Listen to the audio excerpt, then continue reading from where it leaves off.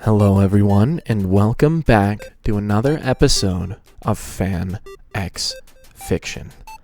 Today, we're going to be reading A Bizarre Run by Let Us Do That Again. And just for everybody who is watching, we would like to say sorry for our continued lack of uploads, as well as lack of updates on what's going on. Life has just been a lot of work, a lot of stress. Just over time, it's become more and more difficult to keep up with it all, especially when we have like our one editor, we had our one video a week, plus we all have very physically laborious jobs. So it just starts to add up and makes it a bit more difficult to keep up with it all. But hopefully we can get back on track. We've taken steps towards improving and making sure that this isn't going to be something that's work, but more is something we enjoy and have fun doing. So, on to the story. Chapter 1, Fallen Down.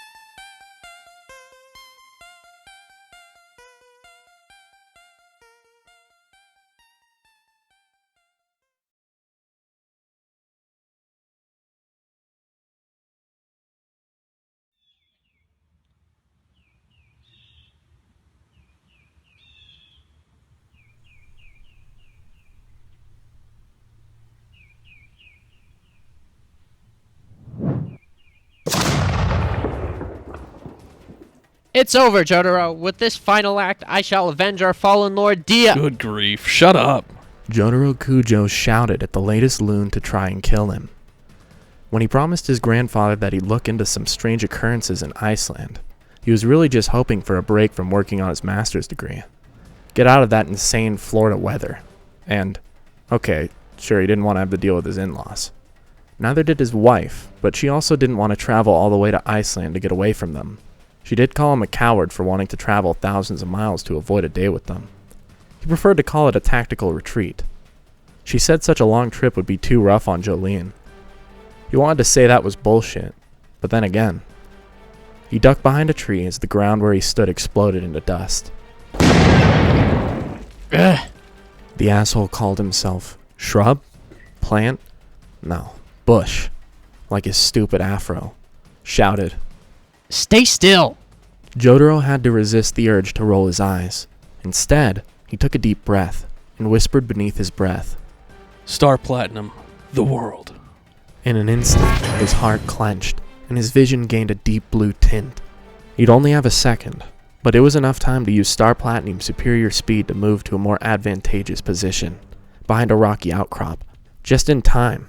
For the second the world's effect ceased, the ground beneath the trees burst open. Jotaro used Star Platinum's enhanced vision to peer through the dust and debris. There, within the hole, was Bush's stand. Rocky Road, he called it. A small, rotund thing with a vaguely humanoid body connected to several insect legs, covered in crisscrossing, zigzagging black and white lines.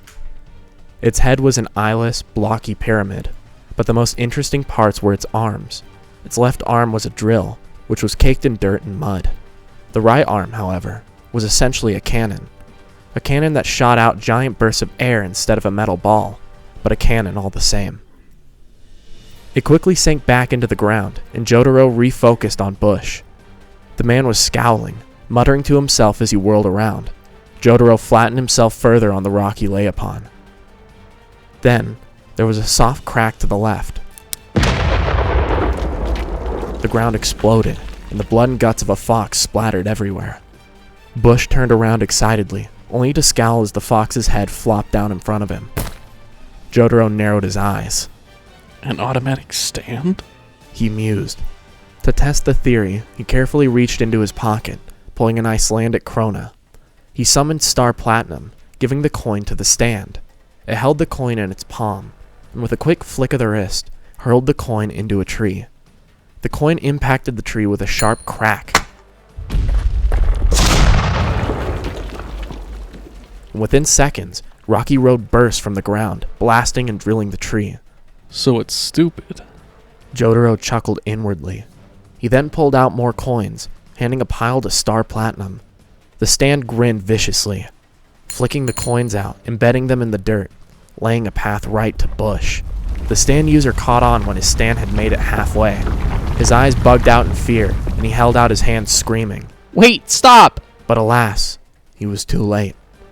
His stand didn't eviscerate him, though Jotaro would admit to being morbidly curious of finding out if an automatic stand could kill its user. But it did explode out of the ground in front of Bush. The man was flung into the air, soaring to the right before landing with a loud crunch. Jotaro grunted, rising to his feet and beginning a slow walk to his downed opponent. He found himself wishing he'd brought more than a small pack with him, and that he'd had the hindsight to pack something like rope. But he could always just break Bush's legs and carry him down the mountain. It'd be tedious, but doable. Of course, all of this was assuming the man hadn't died on impact. But his luck wasn't that good. Bush lay on the ground, bloody, tufts of his afro laying around him. He groaned as he lifted his head up to glare at Jotaro. Still think you're gonna be the one to do me in? Jotaro snarked. Bush growled, showing off a bloody, gapped smile. You better believe it. Suddenly, Rocky Road burst out from the ground in between them. Jotaro cursed, jumping back. But the stand didn't move. Instead, it planted its arms in the ground, burrowing its body halfway into the ground. It started to hum, and its head glowed, separating and changing shape. I told you I'd kill you, Jotaro! Bush screamed, spraying blood. And now Mount Ebott will claim 2 more victims. That said, Rocky Road stuck its head, now 4 identically shaped spires, into the ground. It shook violently, the humming reaching a fever pitch. Then, it stopped. And seconds later, a massive shockwave tore through the ground, forcing Jotaro off balance.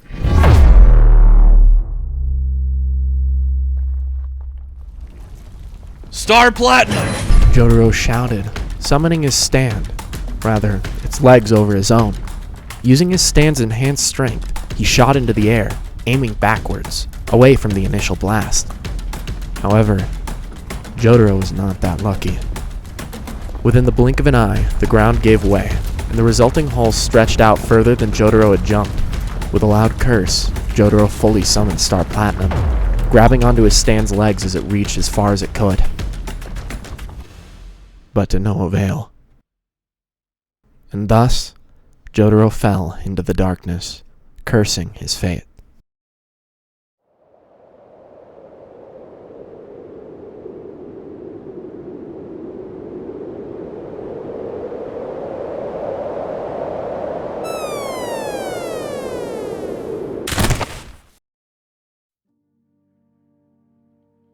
Jotaro awoke with a low groan, cradling his head. The hell? He blearily opened his eyes, rubbing them as his vision was assaulted by yellow. He pulled his head back, his vision steadying enough to reveal that he was lying face down at a patch of yellow flowers. What are flowers doing here? He moaned, rising to a sitting position and turning his gaze to his surroundings. He was, as he suspected, deep within the mountain, surrounded by rocky walls. There was some sort of path to his left, though that was it. He rose to his feet, reaching into his back pocket. Ah, damn it. He cursed, pulling out the broken cell phone. So much for that. Craning his head up, he could see a hole high above him, sunlight flittering down. He grunted. Looks like a straight shot. Closing his eyes, he took a deep breath, Star Platinum materializing before him. The stand's enhanced eyesight easily picked out outcrops in the rocks, creating a pathway for him to follow to the surface. Rolling his shoulders, Jotaro called Star Platinum back into his body. He let the stand overshadow his physical form, enhancing it beyond a normal man's limits. He crouched, tension building in his legs. Then, he released, shooting up into the air like a rocket. He aimed for the wall, reaching out and grabbing an outcrop, bracing himself before jumping and climbing higher. He'd made it halfway up before things went wrong. He was climbing when the top of his head knocked up against something. Rubbing his head with a snarl, he looked up, only to see nothing.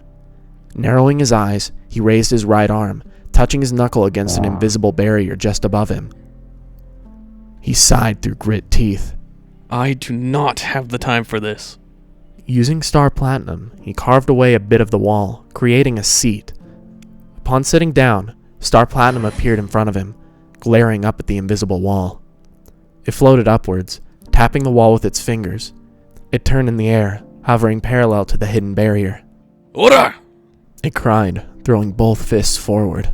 Its fists impacted the invisible wall, forming ripples in the air. Star Platinum's fists were a blur, as fast as lightning, crashing against the barrier like meteors. Alas, it was for naught.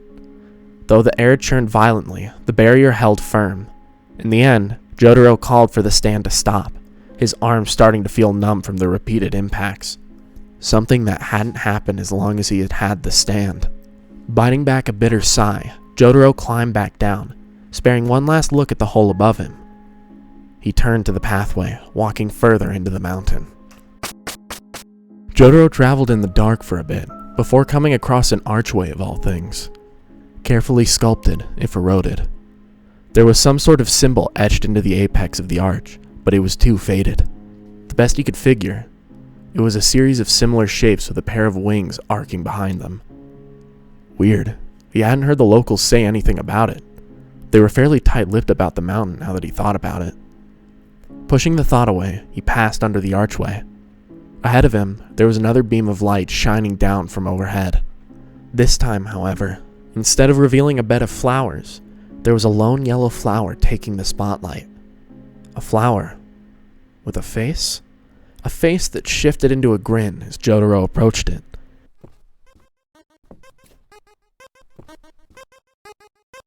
Intelligent apes, monkeys, birds, and now plants? Good grief, but he hated his life sometimes. Howdy. Jotaro resisted the urge to call Star Platinum and tear the speaking plant to shreds. I'm Flowey. Flowey the flower. The plant leaned forward. You're new to the underground, aren't you? How do I get out of here? Jotaro asked, not wanting to beat around the bush. The flower chuckled. Golly, you're an eager one. It started to bounce in time to an inaudible tune. But things are a bit different down here, I guess. Either tell me how I can get out of here, or shut up and leave me alone. Jotaro cut it off. Flowey's lips twitched, but still, he smiled. Chomping at the bit, huh? Alright, I'll show you the way out. But first... White pellets materialized behind the plant, floating in the air above it. I'm gonna need you to catch these friendliness pellets. Swaying forward lightly, the living plant sent the white pellets towards Jotaro. The tall man narrowed his eyes at the plant, slowly sidestepping the projectiles. You think I'm some sort of idiot? The flower's smile grew, taking up half its face and growing more sinister. Nah, you're a real wise guy. Wise enough to know. Flowey started to laugh, a high-pitched, grating sound as white pellets encircled Jotaro. The man tensed, Star Platinum appearing with a harsh, Ora! punching the pellets away in record time. He glared down at Flowey, who was staring at him, face scrunched up in confusion. What the hell kind of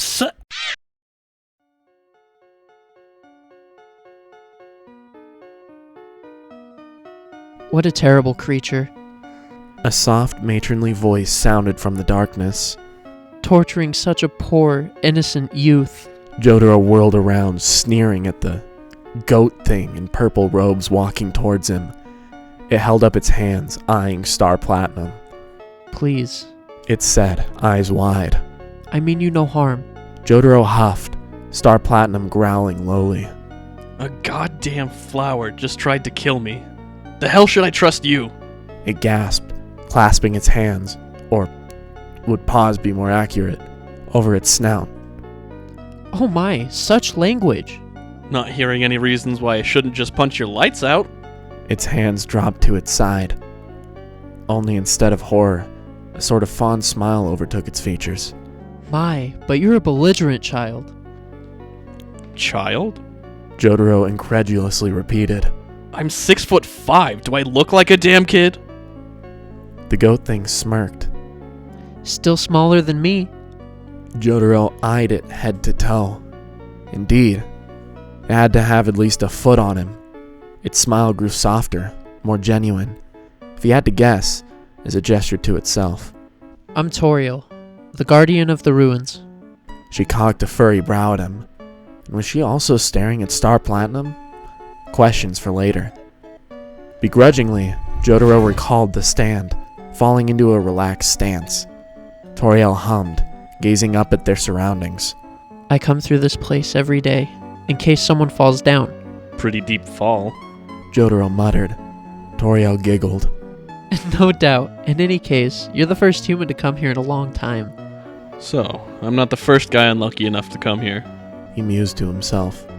Aloud he said, You got any idea how I can get out of here? Toriel tilted its head, nodding. Please, come with me. I will guide you through the catacombs. That said, Toriel turned on its heel, leading the way forward. Jotaro hesitated, looking over his shoulder to the previous chamber. Holding back a sigh, Jotaro turned back around, following Toriel.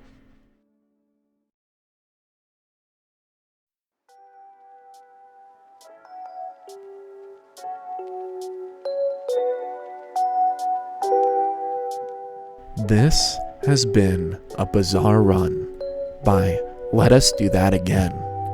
We hope you all enjoyed. Thank you so much for stopping by. And thank you for listening to a story.